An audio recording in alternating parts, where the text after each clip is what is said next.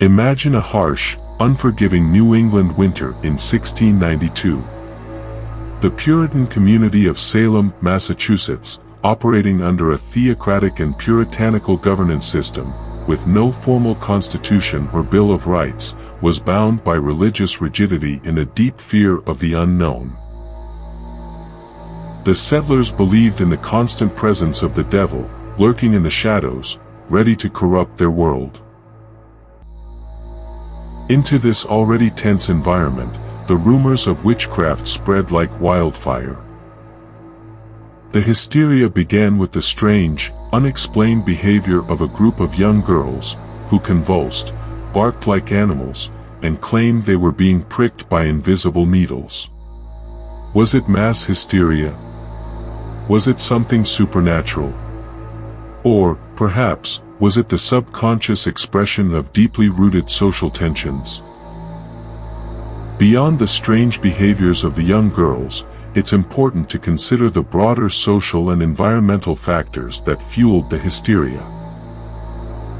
Salem had just experienced the devastation of King Philip's War, and the community was still reeling from the violence and loss.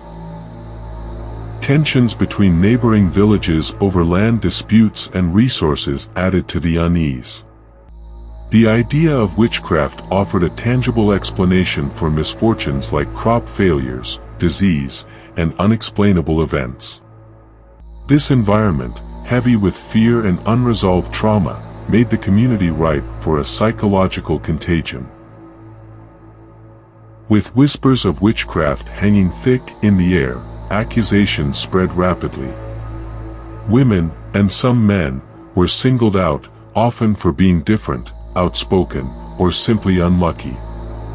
Among them were Tituba, an enslaved woman from the Caribbean, whose testimony only deepened the panic, and Rebecca Nurse, an elderly, respected member of the community whose trial shook Salem to its core.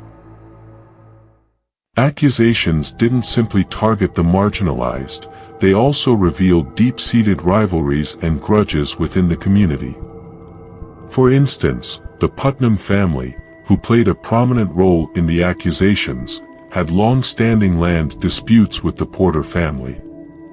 The witch trials provided a way to settle scores under the guise of rooting out evil. Furthermore, societal expectations of women played a role. Women who defied norms or were perceived as too independent were especially vulnerable. As accusations spread, neighbors turned on one another, and old resentments resurfaced, feeding the fire of suspicion. Between 1692 and 1693, more than 200 people were accused, 19 were executed by hanging, and one man, Giles Corey, was pressed to death with heavy stones for refusing to enter a plea. The courtroom became a place where fear and suspicion held more power than evidence. Spectral evidence, visions or dreams, was used to convict. But were these trials the result of actual witchcraft or something far more sinister? The trials themselves were a blend of the bizarre and tragic. Defendants were often presumed guilty from the outset, and the methods used to test for witchcraft were both unscientific and cruel.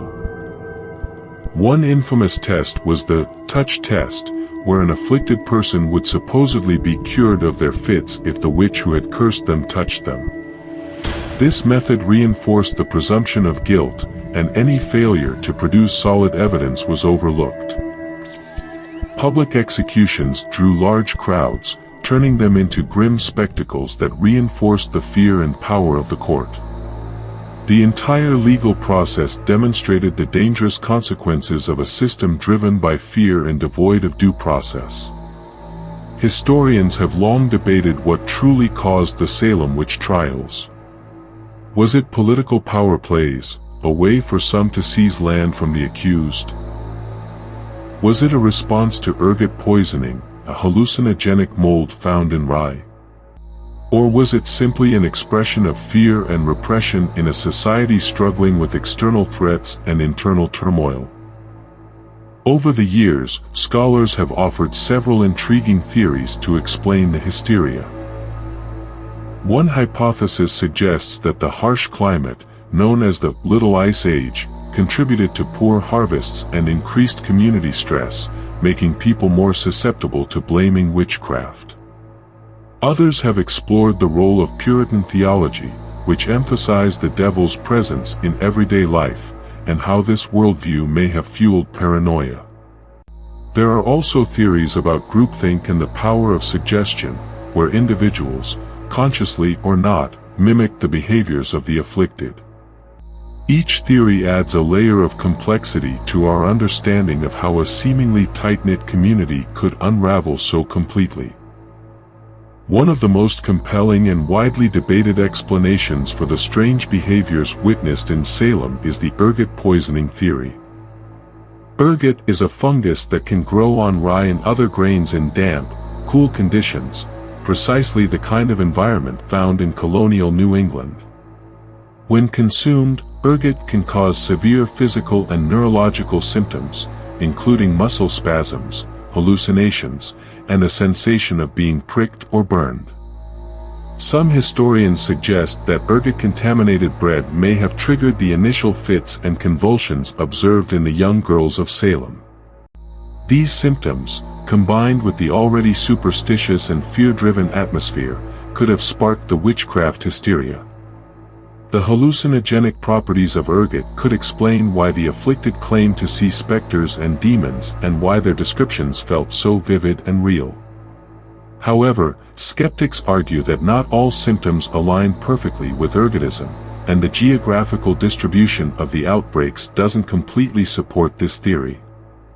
Despite these questions, the ergot hypothesis remains a fascinating lens through which we can explore how environmental and biological factors may have contributed to one of history's most infamous cases of mass hysteria. The trials left a lasting impact. They serve as a cautionary tale about the dangers of mass hysteria, the fragility of human justice, and the consequences of fear. Today, Salem has become synonymous with witchcraft and serves as a reminder of how easily a community can be swept up in the tide of collective fear. Did we get anything wrong? Did we miss something important? Please let everyone know in the comments section. What do you think was the real driving force behind the Salem witch trials? Religious zeal, economic greed, or something else entirely? If you lived in Salem in 1692, would you have spoken out against the trials or stayed silent to protect yourself? Do you see parallels between the Salem witch trials and any modern-day events where fear took control of society? Please like and subscribe for more riveting content exploring the occult and other mystifying topics.